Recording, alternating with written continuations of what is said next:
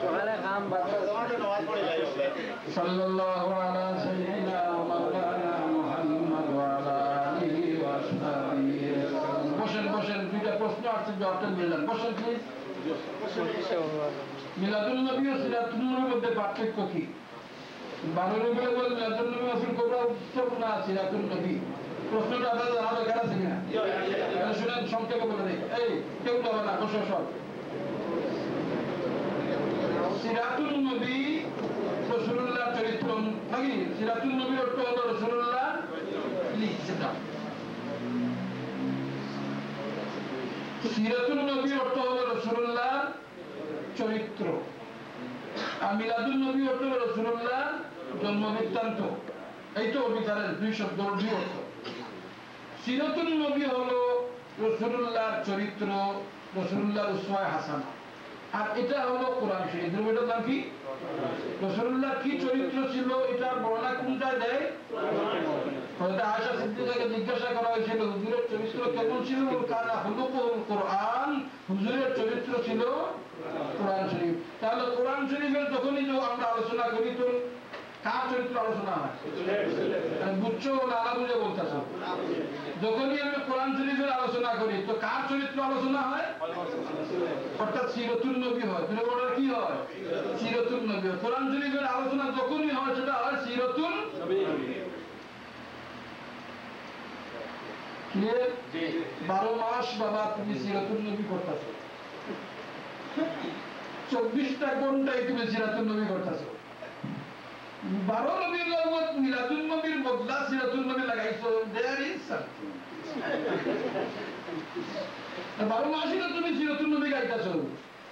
12 রবিউল আউয়াল মিলাদুন নবীর দিন তুমি সিরাতুন নবী লাগানোর মানেটা কি? মিলাদুন নবী তুমি পছন্দ করো না। আর মিলাদুন নবী পছন্দ করে না ইবলিস মিস্টারে। সে আল্লামা ইবলিস ছিল। বলে কি ছিল সে? আমাদের দুনিয়ার নবীনের যত আলিম আছে সব আলিমের ইলম একত্র করলে ইবলিসের ইলম আরো বেশি করা। যদি বলেন আরো, সে মুআল্লিমুল মালায়েকা ফেরেশতাদের টিচার ছিল। সে সামান্য ব্যক্তিত্ব নাকি? সে সারা দুনিয়ার সব আলিমের ইলমকে একত্র করলেও সে আল্লামা ইবলিস। যদি বলেন সে কি? আল্লামা ইবলিস। এই আল্লামা ইবলিস আজকাল আমাদের এখানে আরেক ইবলিস আল্লামা নামে আমসাই মিলাদুন নবীর সময় সিরাতুন নবী করে। কারণ মিলাদুন নবীতে মিস্টার ইবলিস বড় নাখুশ হয়েছিল। যখন কি হয়েছিল? বড় বেজার হয়েছিল, বড় কাঁদছে। সেদিন হাদিস শরীফে গুলো আসছে, বড় কাঁদছে। কারণ বড় কষ্ট পাইছে। রাসূলুল্লাহ আসলে শয়তান খুশি হবে না নারাজ? তো সে খুব নারাজ হয়েছিল। আজকেও দেখা যায় কিছু আল্লামা যেভাবে ওই আল্লামা মিলাদুন নবীর সিজনে সিরাতুন নবী করে। দ্যাট মিন্স সে সিরাতুন নবী কোরআন শরীফকে ভালো পাইতেছে, রাসূলুল্লাহর মিলাদকে ভালো পাইতেছে না। নাম্বার 1। নাম্বার 2, মিলাদুন নবীর অর্থ হলো রাসূলের জন্মকালীন ঘটনা, জন্মের অবস্থা, এগুলোই তো। এগুলো যদি আলোচনা করা হয় তো রাসূলের মর্যাদা বেশি ইম্পর্টেন্স কি না বুঝা যাবে কিনা? রাসূলের পজিশনটা বুঝা যাবে কিনা? কারণ দুনিয়াতে মানুষ জন্ম নেয় অহরহ। কারো সময় এমন কোন ঘটনা ঘটে যেগুলি হুজুরের সময় ঘটেছে। তাহলে হুজুরের স্পেশালিটি, হুজুরের বিশেষত্ব, হুজুরের মর্যাদা স্পষ্ট হয় কিনা তার মিলাদ আলোচনা করলে। আর যদি মিলাদের আলোচনার কারণে তার অন্তরে রাসূলুল্লাহর প্রেম, ভালোবাসা, রাসূলুল্লাহর মর্যাদা, গুরুত্ব এসে যায়, তাহলে এই ব্যক্তি রাসূলুল্লাহর অনুসরণ বেশি করবে কিনা? তাহলে রাসূলের বেশি করলেই তো রাসূলুল্লাহর সিরতকেই সে গ্রহণ করবে। তাহলে তো সিরাতুন নবী পাওয়ার জন্য মিলাদুন নবীর জরুরত বেশি। কথা বুঝলেন না? সিরাতুন নবীকে পালন করার জন্য মিলাদ। আর মিলাদ নাই তো সিরত কোথায়? জন্মই হইল না তো। আর গাছ নাই তো ডাল হবে কোন? কথাটা বুঝে আসছে? নাম্বার 3 নম্বরে যখনই মিলাদুন নবী বলা হয় তখন দুই জিনিসের উপরে ঈমান আসে। দুটো বলেন কয়টা জিনিসের উপরে? রাসূলুল্লাহর বিশেষত্বের উপরে, মানে রাসূলুল্লাহর ব্যক্তি সত্তার উপরে ঈমান আসে। এবং ব্যক্তি সত্তাকে যখন স্বীকার করা হয় তো গুণকেও। কথা বুঝেন নাই নাকি? ব্যক্তি সত্তা মিলাদ হইলে ব্যক্তির কথা হয় কিনা? মিলাদ হইলে ব্যক্তি সত্তার হতে হয়। ব্যক্তি সত্তাকে যখন স্বীকার করে ওই ব্যক্তির গুণ হাসলতকে স্বীকার করবে কিনা? তো মিলাদুন নবী যদি করে দুইটা একসাথে আসে। একটা হলো ব্যক্তি সত্তা মুহাম্মদ সাল্লাল্লাহু আলাইহি ওয়াসাল্লামের উপর ঈমান, আর দুই নম্বরে রাসূলের সিরতের উপরেও ঈমান। দুইটা জিনিস একসাথে আসে।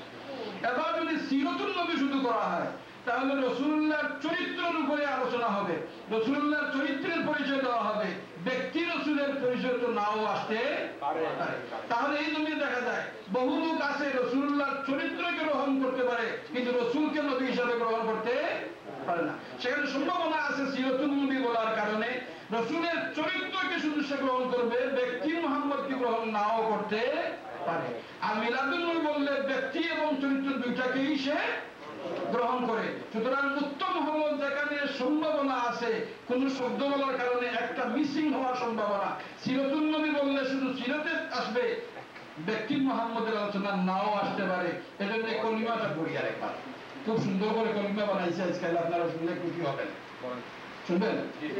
বড় সুন্দর কলিমা, লা ইলাহা ইল্লাল্লাহু আল কুরআনু কালামুল্লাহ। হয়েছে তো? কেন? লা ইলাহা ইল্লাল্লাহুল কুরআনু কালামুল্লাহ। আল্লাহ ছাড়া কোনো মাবুদ নেই, কুরআন শরীফ আল্লাহর কালাম। আর কুরআন শরীফ তো রাসূলুল্লাহর চরিত্র, সিরাতুন নবী। আর কুরআন শরীফ তো সিরাতুন নবী। তো আমি ঈমান আনলাম লা ইলাহা ইল্লাল্লাহুল কুরআনু কালামুল্লাহ, সিরাতুন নবী। মুসলমান হইছে? আর সবাই জুড়ে বলো না মুসলমান হইব, বলা লাগবে লা ইলাহা ইল্লাল্লাহু মুহাম্মাদুর রাসূলুল্লাহ। যদি বলো দুই জিনিসের উপর ঈমান, একটা হবে মুহাম্মদ ব্যক্তি সত্তা মুহাম্মাদের, আর রাসূলুল্লাহ বলার সাথে গুণের আপনি ঈমান আনলেন, দুইটাই এসে যায়। এজন্য বলতে হবে মুহাম্মাদুর রাসূলুল্লাহ। শুধু সিরাতুন নবী বললে হবে না, আল কুরআন কালামুল্লাহ বলে মুসলমান হওয়া যাবে না। এবার বলেন মিলাদুন নবী হওয়া উচিত না সিরাতুন নবী হওয়া উচিত? দুই নম্বর প্রশ্ন, হাদিসে আছে কথা পূর্বে সালাম দেওয়া, আমরা ইয়া নবী সালাম আলাইকা বলি, তা কি সহি হবে? এই প্রশ্নের জবাব হলো সহি হবে। এটা আমি অন্য আরেকদিন আলোচনা করেছি, আজকে এই সময় নষ্ট করতে চাই না। তবুও বলি দলিল হিসাবে আপনার জানাই দিলাম, ইয়া নবী সালাম আলাইকা, এটা গ্রামারের দিক থেকেও শুদ্ধ, ফতোয়ার দিক থেকেও শুদ্ধ, শরীয়তের দিক থেকেও শুদ্ধ। যেহেতু আরবি ভাষার যে নিয়ম কায়দা আছে, গ্রামারের যে নিয়ম কায়দা আছে, এই নিয়ম অনুযায়ী ইয়া নবী সালাম আলাইকা বিলকুল সহি। এখন মশলা বাইর করছে নতুন বাহানা বায়না, তো ওই যে যাকে দেখতে হবে না তার চলন বাঁকা, ওই যে বলছিলাম পীর সাহেবের ঘটনা মনে আছে না? সবাই জানেন না বলে স্ত্রী পীর সাহেবকে মানে না, স্ত্রী পীর সাহেবকে মানে না, গালাগালি করে পীর সাহেবকে গালাগালি দেয়। মানুষ আসে দুনিয়ার সব জায়গা থেকে তার কাছে, পীর সাহেবের ওয়াইফ তাকে কি মানে না। একদিন মানাইবার জন্য পীর সাহেব বাহানা করেছে। কি করেছে? ওই বাড়ির উপর দিয়ে উড়িয়ে দেওয়া শুরু করছে। দিদি গেছিল পুকুরে পানি আনতে, দেখছে একটা লোক উপর দিয়ে উড়িয়ে যাইতেছে, মনে মনে ভাবতেছে পীর হলে তো এইটাই কি, আমার স্বামী তো এটা বলবো। যেন স্বামী বাড়িতে আসছে, বলছে এই পীর সাহেব তুমি তো এটা বললো পীর, পীর একটা আজকে দেখছি। কি করে দেখছস? বলে দেখছি গেছিলাম পানি আনতে, বাড়ির উপর দিয়ে উড়িয়ে যাইতেছে, সেই এটাই হলো পীর। তুমি তো এটা বন্ধ মানুষ কথা গাইতেছ। এই তুই বিশ্বাস করিস নাকি ওই বেটা পীর ছিল? হ্যাঁ ওই বেটাই পীর, বাড়ির উপর দিয়ে উড়িয়ে যাইতেছে, সেই বেটাই পীর। বলুন শুনুন, এই বেটা তো আমি ছিল। ওহো, এই জন্য দেখছি তারাই তারাই দেখতে জানি তার চলন দেখা। ইয়া নবী সালাম আলাইকা, রাসূলকে সালাম দিবার চায় না, এখন খুঁজতেছে খুঁজতেছে খুঁজতেছে কিভাবে এটাকে ভুল ধরা যায়।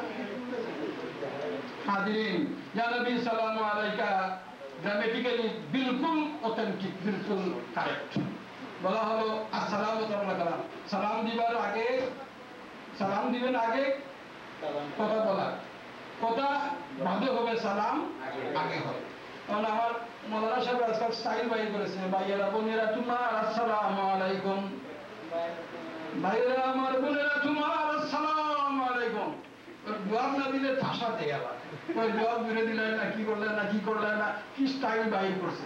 আগে কথা কয়, তারপরে সালাম দেয়। এটা সুন্নতের খেলাফ, সালাম হবে কথা বলার আগে। এবার নন্দনী বাহির করছে এখানে ইয়া নবী কথা হয়ে গেল, এরপরে বললেন সালাম আলাইকুম, কথা হয়ে গেছে। ইয়া নবী কথা হয়ে গেছে, এরপরে বলতেছেন সালাম আলাইকুম। এটাই তো হাদিস অনুযায়ী ভুল করে ফেলছেন। দেখেন ওই যে বাহানা তালাশ করতেছে, নফরত হয়ে গেছে রসুলকে সালাম দেওয়ার, এই জন্যই বাহানা পাইবা। তো হাজিরিন শুনেন, দলিলটা শুনে যান।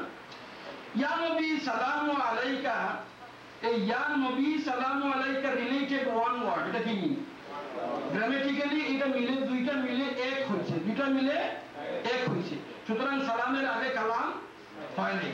2 নম্বর কথা, কালাম হলো পূর্ণ মিনিং যেটা ক্যারি করে ওটাকে বাক্য বলা হয়। বাক্য যদি অর্ধেক বলা হয় ওটাকে বাক্য বলা হয় নাকি?